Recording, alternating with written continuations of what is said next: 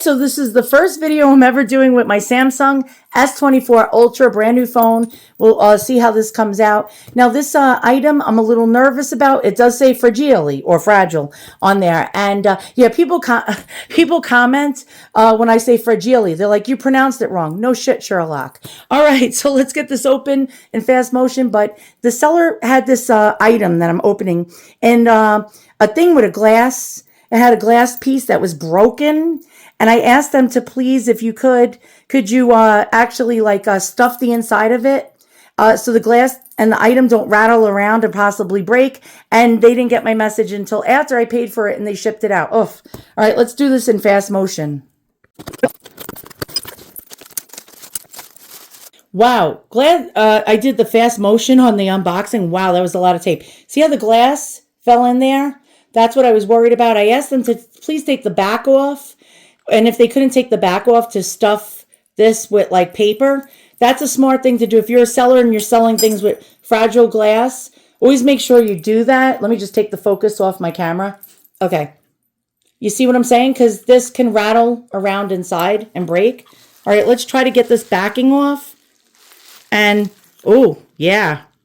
I didn't care about the reliquary, but I care about the item inside there, the relic.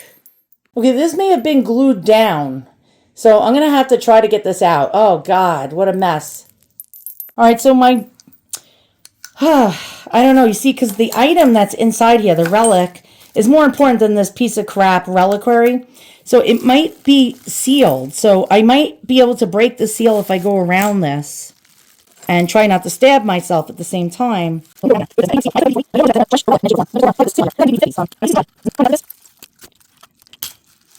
All right, let's try prying this slightly with this and see what happens.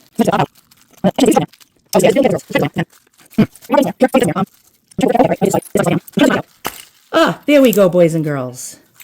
Okay, this is, all right, this is perfect. All right, so we get the relic to come out of here. And I could actually try to fix this, which is a good thing. All right, let's go ahead. So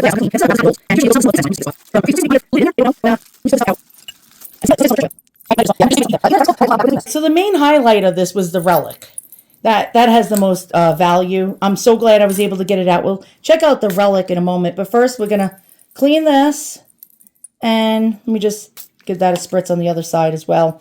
And I'm going to try to fix this reliquary, because this reliquary ended up breaking. Not that you guys care. You guys probably tuned out like 10 minutes ago. All right, so I'm going to place the glass in there. Let's make sure it is in there.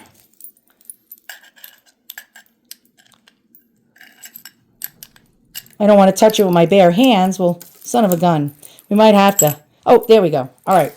This ring should be the thing that holds the glass in its place. And, oh, shit. Hold on. As you can see, I'm blind. I lost the ring. I prayed to St. Anthony. He's the saint of lost things. I lost this. Okay, we found it. Let's not lose it again, right? Oh, my God. All right. So I think you push this little ring in here. Let me do it with this.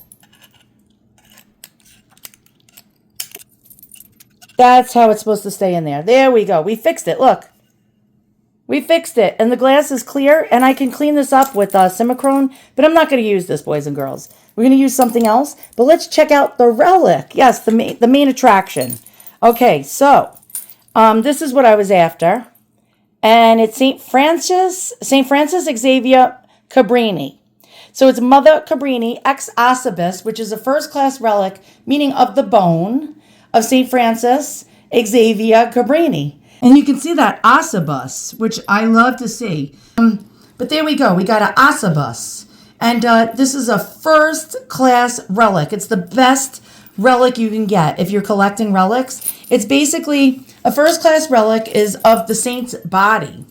It's a body part, boys and girls. And wow, this is so wow. But how do we know it's real, boys and girls?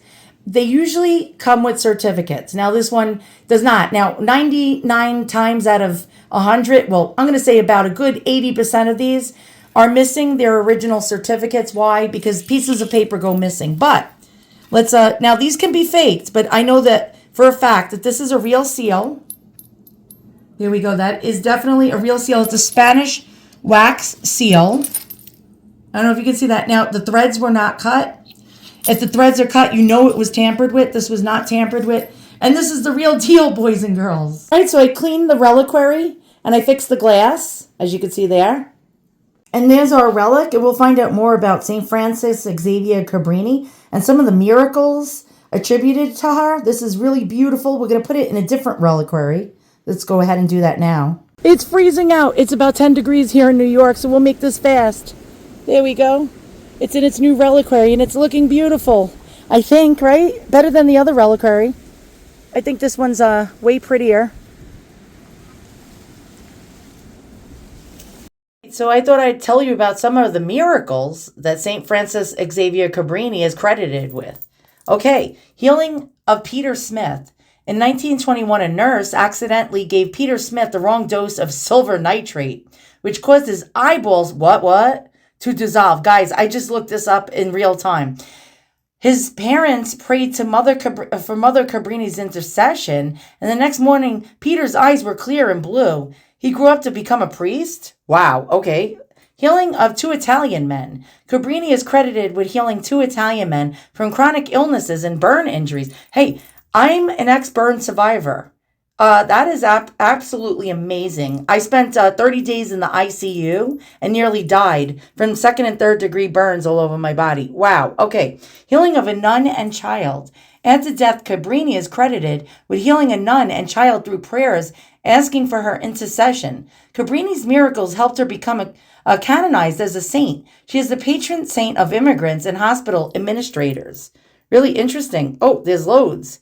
There's loads more. What did she do? She founded 67 orphanages, schools, and hospitals throughout the United States and Latin America and the Caribbean region and Europe. In 1926, the MSC achieved Cabrini's original goal of sending missionaries to China. China. That's right. What is the true story? What else can we find out? She had a disease? What the heck? And, I don't want to read it. That's of the heart. I'm really scared. I have some issues with my heart as well. Really scary. What is she famous for? Converting more people to Catholicism than anyone since St. Paul, who lived in the 1st century. Really interesting. What else did she do? Let's check it out. I don't want to look up Jimmy Carter. He was the worst U.S. president besides the current one. Let's go ahead. I don't think I can even type this. It's going to take a long time. I'm really slow. St. Francis. Are you still there? Cabrini. Hold on. Cabrini.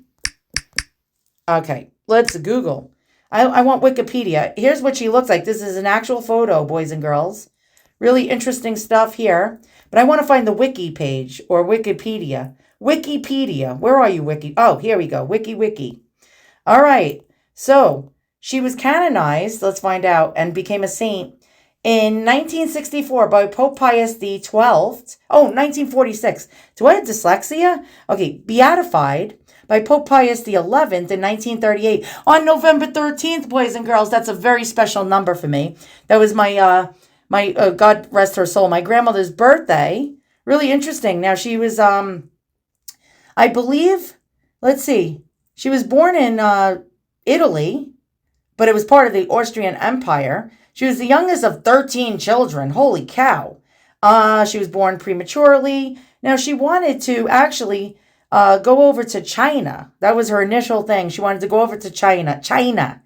And I think the Pope at the time, I forgot what Pope it was. Let's find out.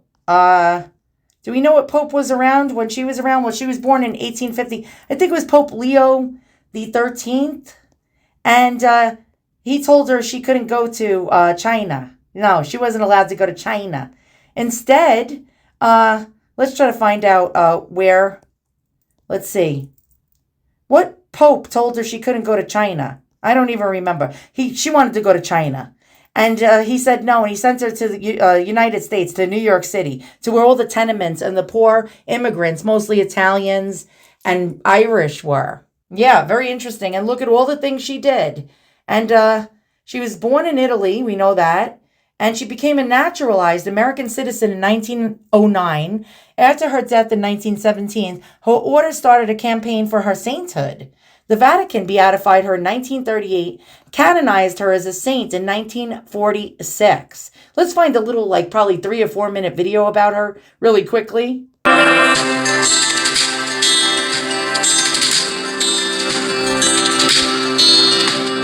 Hello, my name is Father Andy Davey, and I am a Marian Father of the Immaculate Conception. Mother Cabrini was a woman of extraordinary faith, tireless service, and unwavering love for those most in need.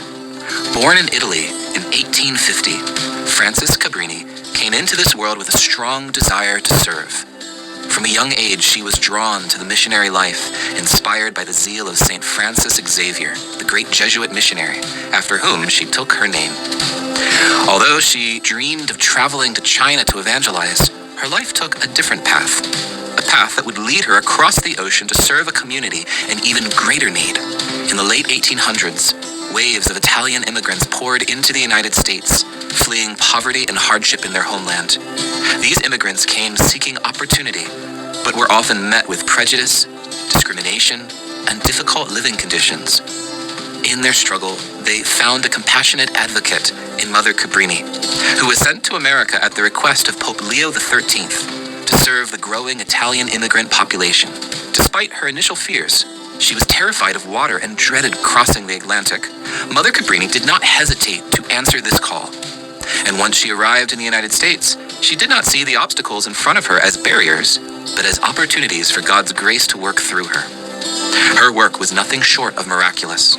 With a bold and determined spirit, she founded the Missionary Sisters of the Sacred Heart of Jesus, an order devoted to educating children, caring for orphans, and providing much-needed health care to immigrant families. She established schools, orphanages, and hospitals in cities across the United States, including New York, Chicago, and Denver. Her compassion extended to everyone, whether it was a sick child, a homeless family, or an exhausted laborer. Her love knew no bounds. Mother Cabrini's life was a witness to the power of faith in action. Despite constant challenges, whether it was lack of resources, illness, or the prejudice faced by her community, she relied on her deep trust in God. As she often said, "I can do all things in Him who strengthens me." Her trust in Christ carried her through every difficulty, and it empowered her to do what seemed impossible. But what made Mother Cabrini's legacy so lasting was not just her incredible accomplishments. It was her ability to see Christ in the poor and marginalized, and to love them with the love of Christ. Her work wasn't driven by a sense of duty alone, but by a heart overflowing with compassion and mercy. Her life reminds us that we are called not just to charity, but to solidarity with those who suffer, to walk with them, to serve them, and to love them as Christ does. In 1946, she became the first United States citizen to be canonized, and today she remains a powerful intercessor for immigrants, the poor, and those in need of healing. Her life is a challenge to all of us to ask ourselves, how are we living out the gospel in our daily lives? Are we serving the most vulnerable among us with the same fervor, love, and commitment that Mother Cabrini showed? As we celebrate her feast day today, let us carry forward her spirit of compassion, her dedication to the poor, and her unwavering faith. May we, like Mother Cabrini, find the courage to respond to God's call in our lives, and may we always remember that the greatest act of service we can offer is the love of Christ shared with others. St. Francis Xavier Cabrini, pray for us.